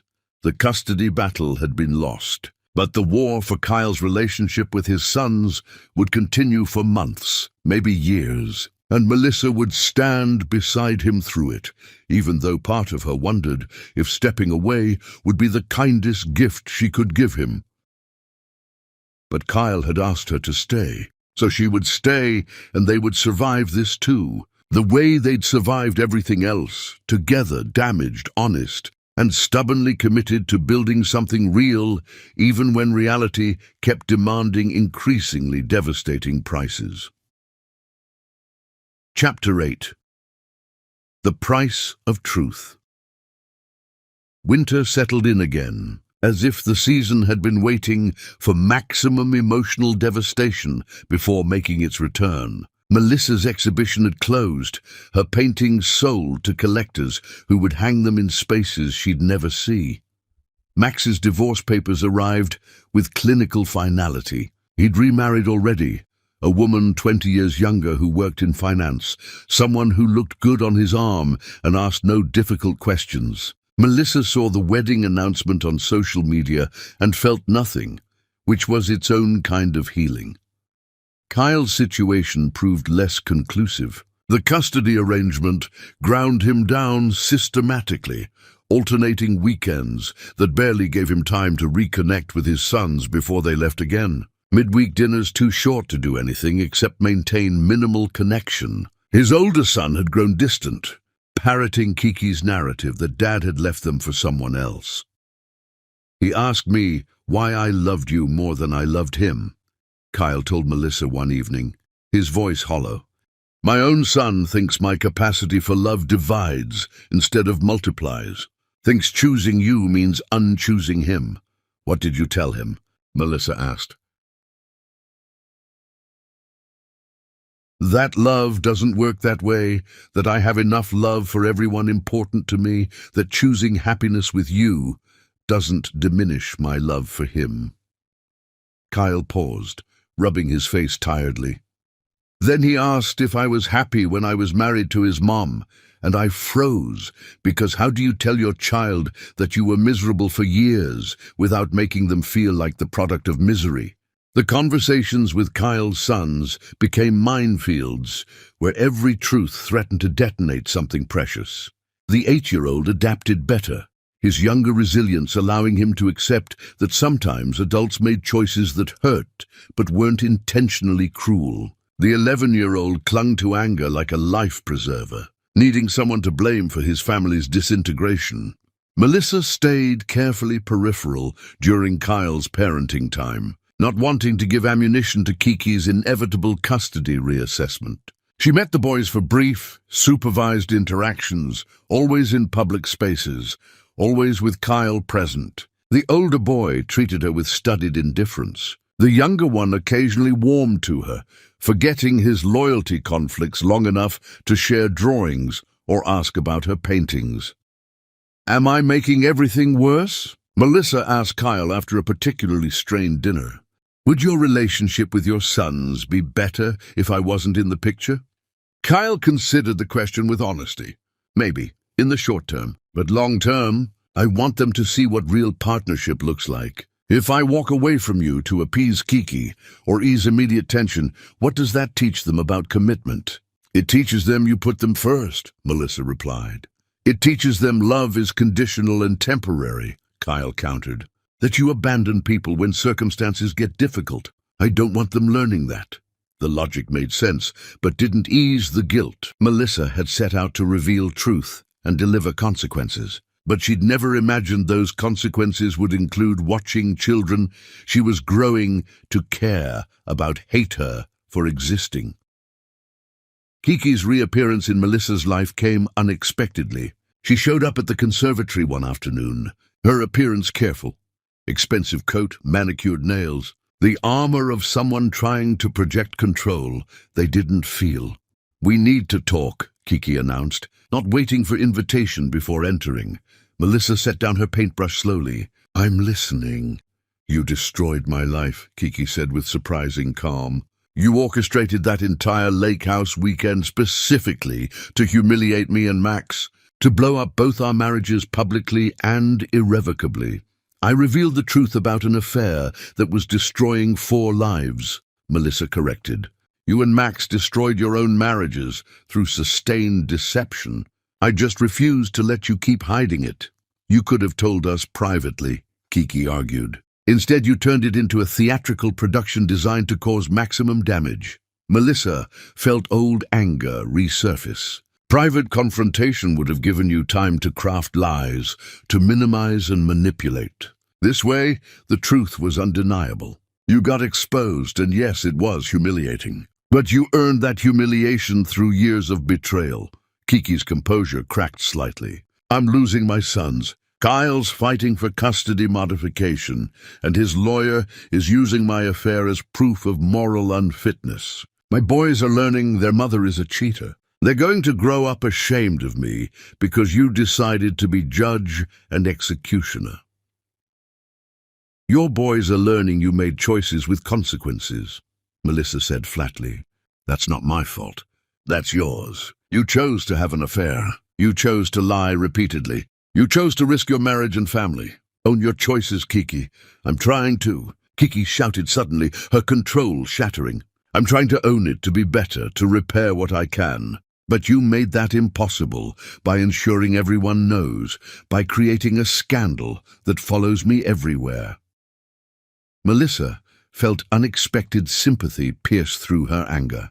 "Then rebuild publicly. Show your sons you made mistakes, but you're addressing them, getting therapy, becoming more honest. Stop making me the villain in your story when I was just another victim of your affair." "You're not a victim anymore," Kiki said bitterly. "You're with Kyle now. You got your revenge, and the man who should have been mine should have been yours?" Melissa repeated incredulously. "Kyle was your husband. He was yours for 15 years. You threw him away for Max, and now you're angry that he found someone who actually values him." Kiki's face contorted with something between grief and rage. "I didn't mean to fall in love with Max. It just happened." "Nothing just happens," Melissa said tiredly. "You made 1,000 small choices that added up to betrayal. Stop pretending you're a victim of circumstance." They stood in the conservatory's light, 2 women whose lives had been irrevocably intertwined by betrayal and revenge, neither willing to yield ground. "What do you want from me?" Melissa finally asked. "I want you to tell Kyle's lawyer that the lake house confrontation was manipulative, that you used Kyle as a weapon against me," Kiki said. "I want you to give me back some credibility with my sons." "No," Melissa said simply. "Why not?" "Because it would be a lie," Melissa replied. The lake house was strategic, yes, but not manipulative. Kyle deserved to know the truth, and my relationship with him has nothing to do with you or Max. It's about two people finding each other after surviving devastation. I won't sabotage that to ease your guilt. Kiki stared at her for a long moment, then laughed bitterly. You know what the worst part is? I actually like you. If circumstances were different, we'd probably be friends. You're smart and honest, and you don't take shit from anyone. All the qualities I wish I had. You could have them, Melissa said. Choose honesty going forward.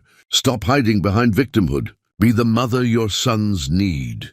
Kiki left without resolution, and Melissa returned to her painting, but the encounter haunted her.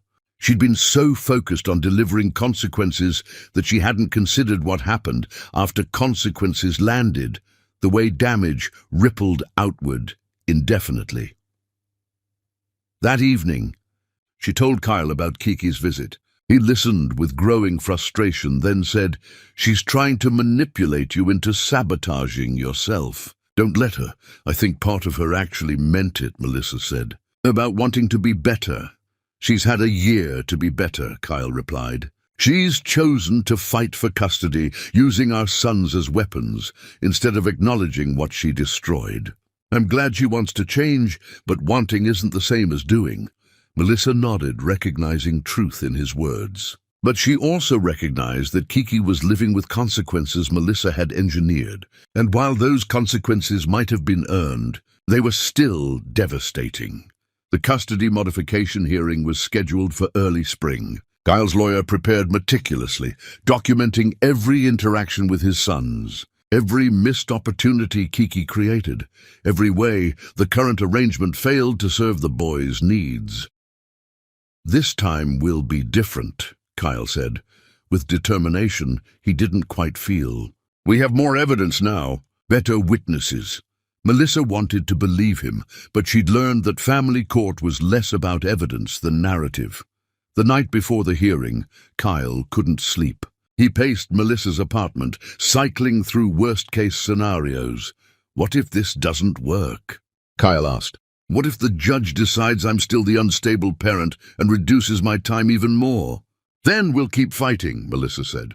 We'll keep showing up, keep being honest, keep demonstrating that we're the stable ones.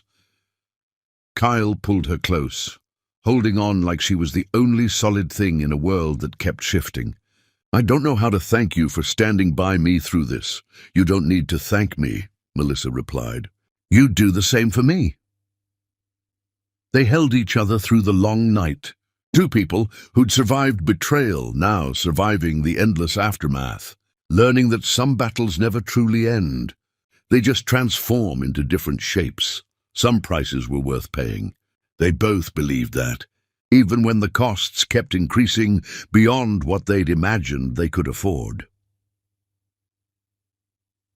Chapter 9.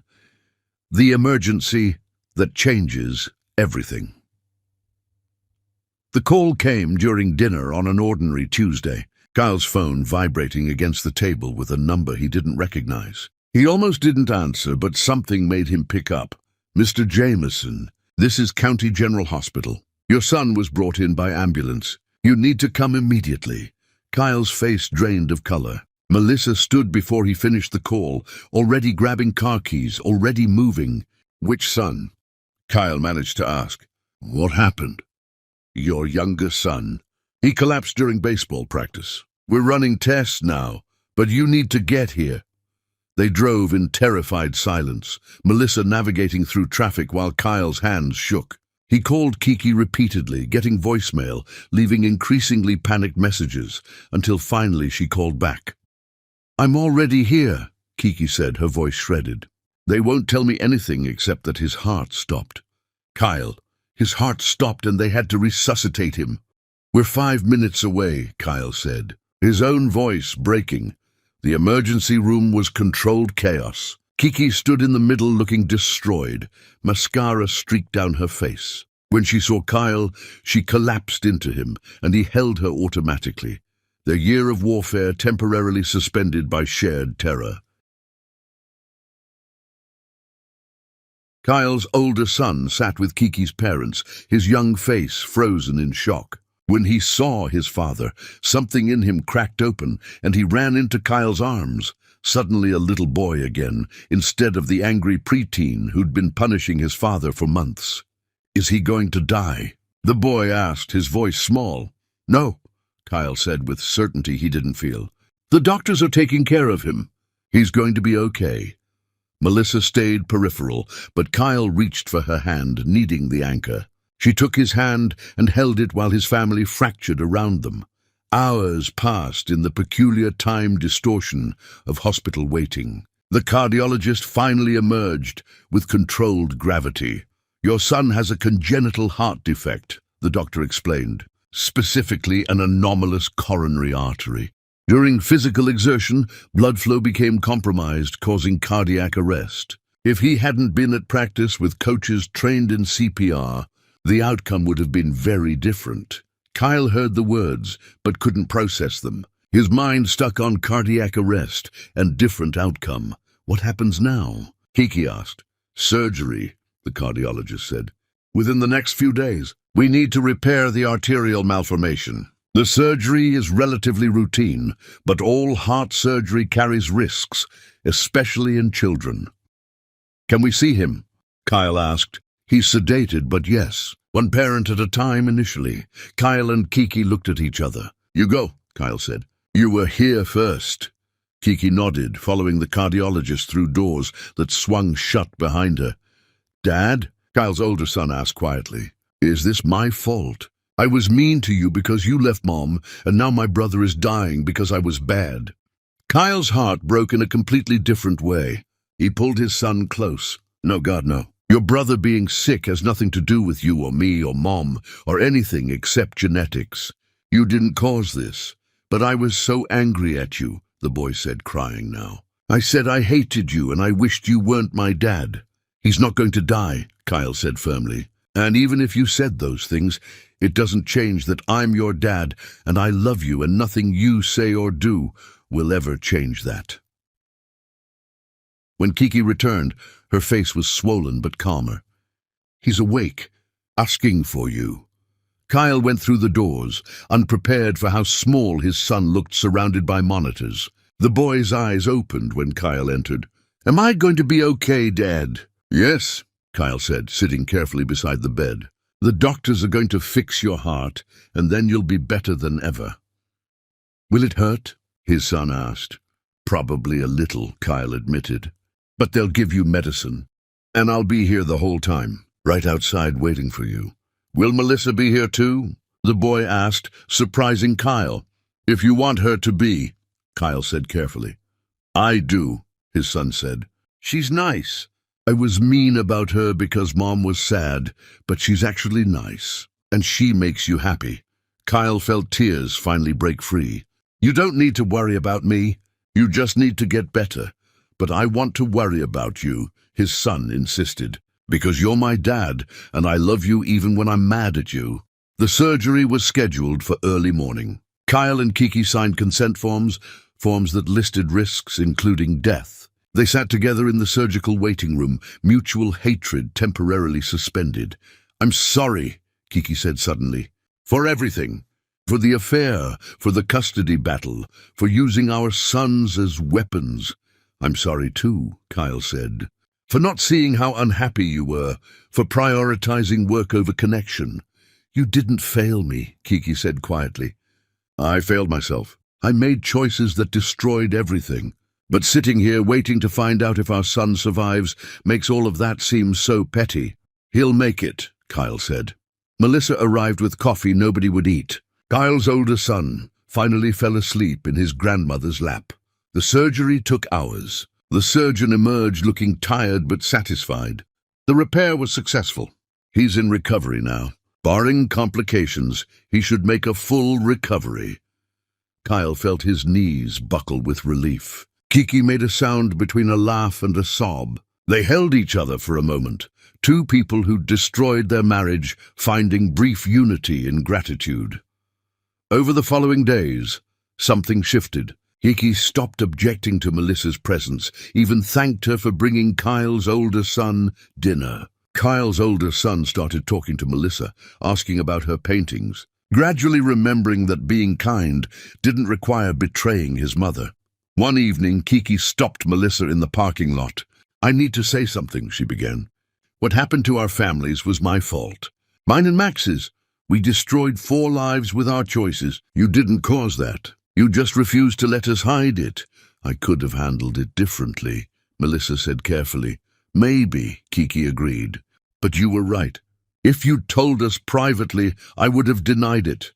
Max would have manipulated it, and Kyle would have spent years doubting himself. The lake house felt cruel, but it was honest." "I don't need your forgiveness," Melissa said. "But I don't need your hatred anymore either." "I'm dropping the custody fight," Kiki continued. "Kyle's a good father. We'll do true 50-50 custody. No restrictions." "Why now?" Melissa asked. "Because when I thought I might lose my son, the only person I wanted was Kyle, and he came immediately, and he brought you, and you took care of our other son without being asked. Max didn't come to the hospital. He texted, asking if there was anything he could do, but he didn't show up. I realized I destroyed my marriage for someone who can't even appear when it matters." Kiki walked to her car, and Melissa returned to Kyle, who was buckling his younger son into the back seat. "Kiki dropped the custody fight," Melissa told him. Kyle stared in disbelief. "She what?" "Equal custody. No warfare. She's done fighting." Kyle pulled Melissa into his arms right there in the hospital parking lot. "We're going to be okay. All of us," his younger son called from the back seat. "Dad, can we get ice cream?" "The doctor said I could have ice cream."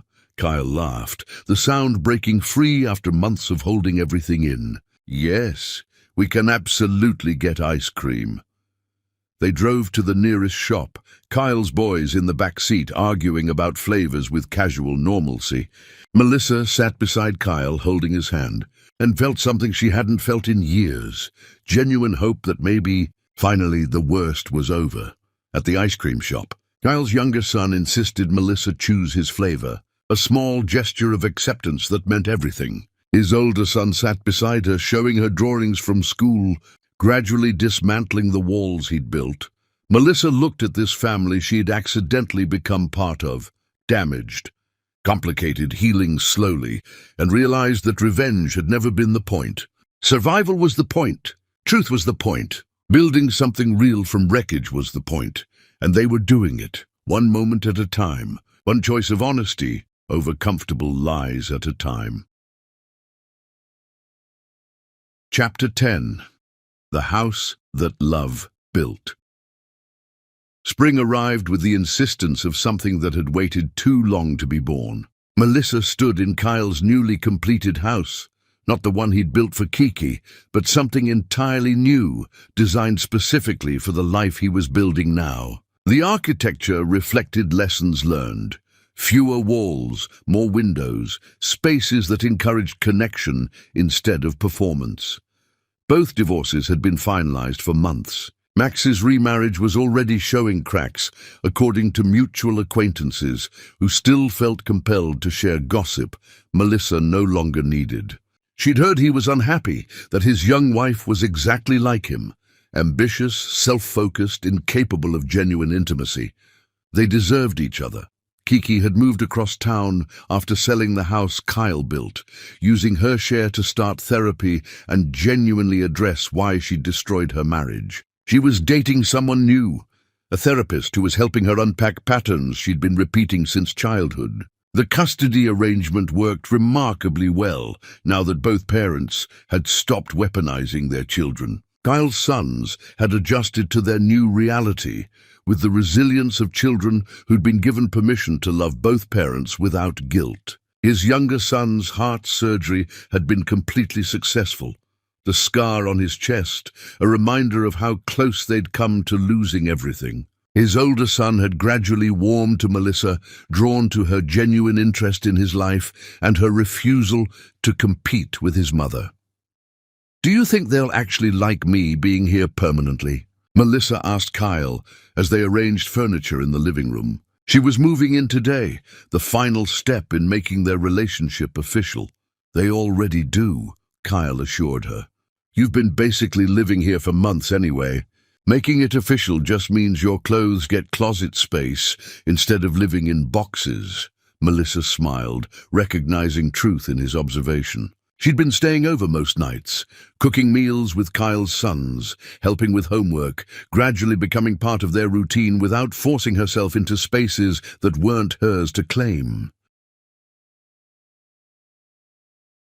The doorbell rang, and Melissa opened it to find a delivery person with the final piece for her new studio space. An easel Kyle had custom-built, incorporating architectural elements into functional art. The gesture spoke his love language, building beauty meant to last. "It's perfect," she told him, running her hands over the smooth wood. "You're perfect," Kyle replied, pulling her close, "or at least perfectly imperfect in ways that fit my imperfections. That's the least romantic declaration ever," Melissa laughed. "Good," Kyle said. "Romance is fantasy. I want real."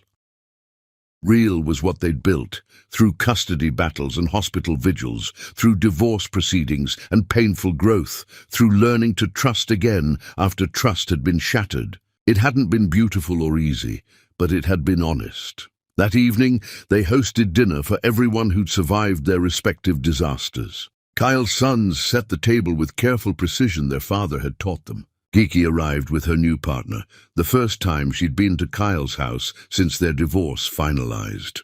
The moment was awkward but necessary, everyone learning to exist in proximity without warfare.